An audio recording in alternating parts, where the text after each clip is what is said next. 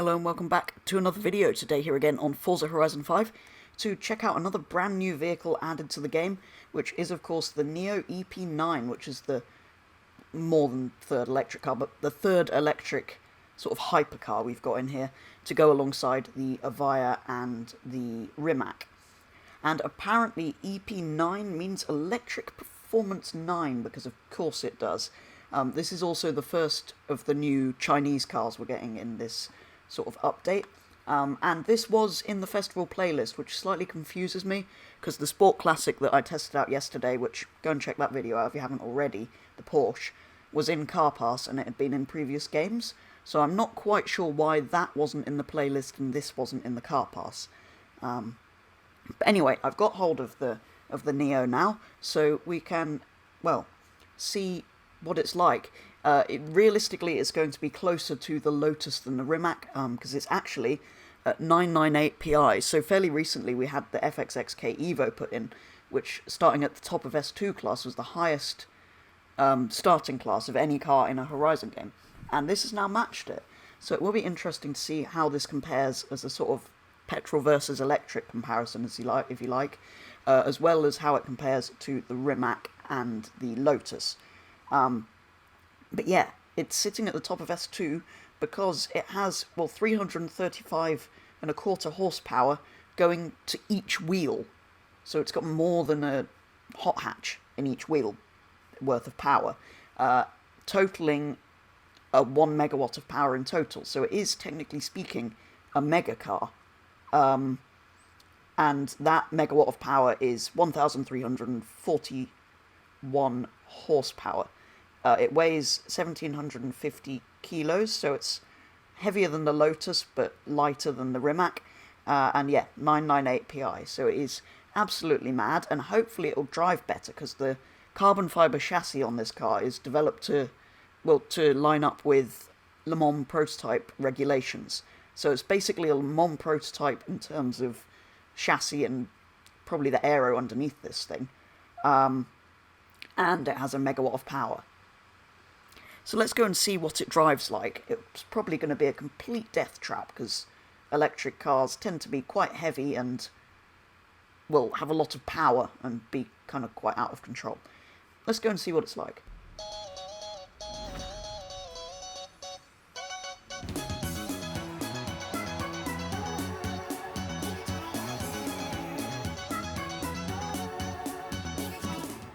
So there's not much point in me starting from a standstill and revving the engine, because, well, it's an electric car.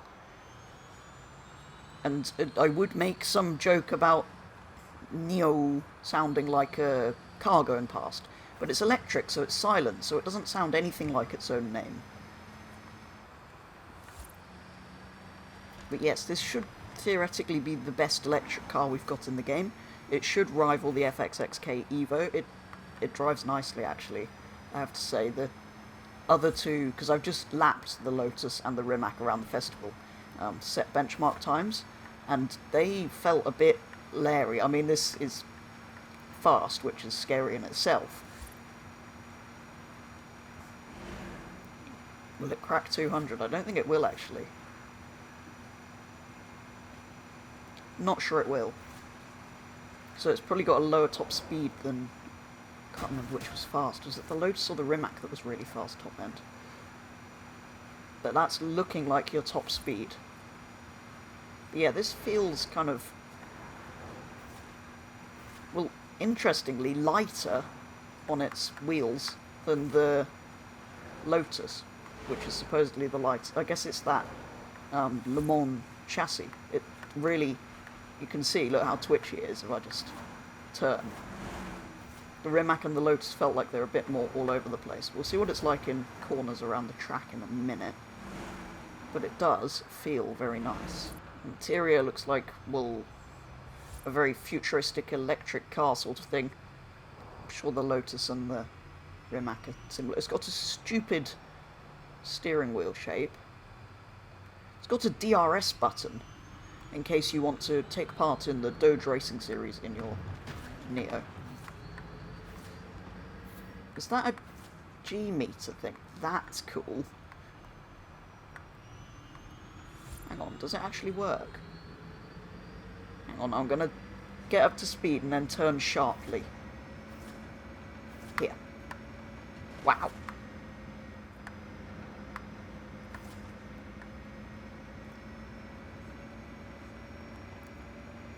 Anyway, I think we should waste no more time driving this thing. Go to the festival and see how it compares, well, to the two other electric hypercars and the FXXK Evo. I'm expecting it to be slightly slower than the Ferrari, but substantially faster than either of the other electric hypercars. So if you've not watched one of these before, basically I take the car around for 5 laps of the festival circuit, and then I'm showing you here the best lap that the car did. So yeah, I did previously take the Rimac and the Lotus around just before I took the Neo for its 5 laps, and it kind of felt, after driving those, it lacked in the sort of low-end power coming out of the corners a bit. The handling was amazing compared to the other two. The other two I had to brake around some of the bits that really aren't corners. This drove really, really nicely compared to the other two. It is by far the nicest driving electric car in the game. But yeah, it did lack in that sort of low-end torque almost compared to the other two, or it felt kind of a little bit sluggish at the low end. I mean, not compared to most things, it's still a fast electric hypercar, but compared to the other two, it did feel a little bit slow. But there we go, that was the fastest lap. So the Neo is actually the 30th car I've taken for a lap, or for 5 laps of the festival like that, to put on the leaderboard, and it slots into second place with a time of 53.654, so it's almost exactly a second slower than the Ferrari, which is of course ranked at the same 998 PI right at the top of S2 as this. Now I'm not actually that surprised that Ferrari is just completely mad, but I think the PI system's a little bit off. Either the Ferrari needs to be in X-Class, which I don't like because X-Class is just kind of giving up really. They need to pull all of the PI down more than they did at the start of the game, I feel like, because it's very much not as fast as the Ferrari. It's a very quick car, and it's in fact more than a second faster than the third car on the board, which is of course the Lotus, that's only 4 PI lower. But yeah, it did slot in where I thought it would. I thought it would be slower than the Ferrari and faster than the Lotus. I just kind of thought it would be a little bit closer to the Ferrari rather than the Lotus. I thought it would be sort of more towards the Ferrari's time rather than almost exactly in the middle. Not quite, I know. It is closer to the Ferrari than the Lotus, but not by very much. But yeah, it was really nice to drive, more than either of the other electric cars which are sitting below it on the leaderboard there. So it's nicer to drive and faster than either of the other electric hypercars, but it's not quite an FXXK Evo. So now I would usually go and upgrade it and do another lap, but I'm not sure there's going to be many options, so we'll go and take a look, and depending on what is available, we'll either do a lap with it in X-Class or not. So rather predictably, there's not a lot of options in here. I will quickly flick through everything, but it handles so nicely and is so fast as it is. I quite like the central tow hook, actually. That's nicer than that usually looks. That is disgusting. I'm not putting that on. What have we got in the way of tyres? I'm guessing it's already on slicks. Yep.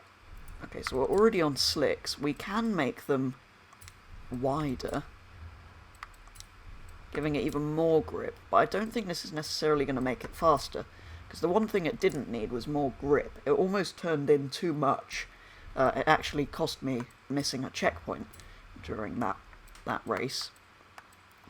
So I'm not sure any of these are actually really going to help.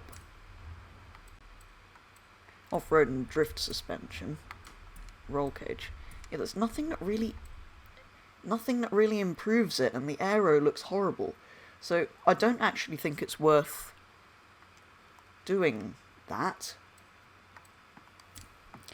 So yes, X-Class, apart from being rather pointless in the first place, all I'd be comparing it to is the Ferrari again, which is just going to be faster, and like I said, all of the parts that we could put on were handling parts, which is really not what this thing needs. And I don't... Well, it already drives really well, it's just not necessary. So I think we will leave it at that, but yeah, I, well, really enjoyed driving this thing. I think it's the best driving electric hypercar we've got in the game, so if you've driven either of the others and you're not too sure about them, go and give this a go, because it really does handle a lot better. All electric cars feel a bit kind of heavy and vague usually, but this had such brilliant turn into the corners. Really worth giving a go if you haven't already gone and got it. And rather makes up for the Porsche, which I tried out yesterday, which there was nothing wrong with the car. The only problem is it's been in a paid DLC 3 times now. So that really should have been the free car pass car. Not the free, the festival playlist car. The Porsche should have been the festival playlist car. In my mind, this should probably have been the car pass car. As it's new, generally speaking, the new stuff goes in the paid DLC, not old stuff. So yeah, but either way, we've got both cars, and I've got the DLC anyway, so it doesn't really matter. I just feel like it should probably have been the other way around.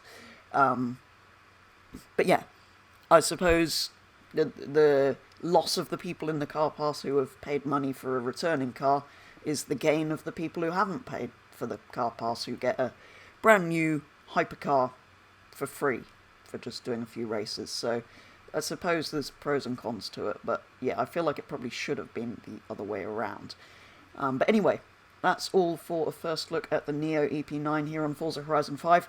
If you didn't see yesterday's video on the Porsche Sport Classic, do go and check that one out, because those are the two cars we've got this week that are new to the game, and new to Horizon actually. Neither have been in Horizon before. And next week there are two cars again. That's kind of a week of hatchbacks. We've got a Mazda 323 GTR and a Hongguang Wuling Sunshine, I believe is the name of the best Chinese car we're getting in this update. Yes, better than this. Yeah, very much looking forward to those. So I will be looking at both of those at the same time next week, if you do want to stick around to watch those ones. But for now, for a first look at the Neo, that is going to be all. So thank you very much for watching, and I'll be back with the next video very soon.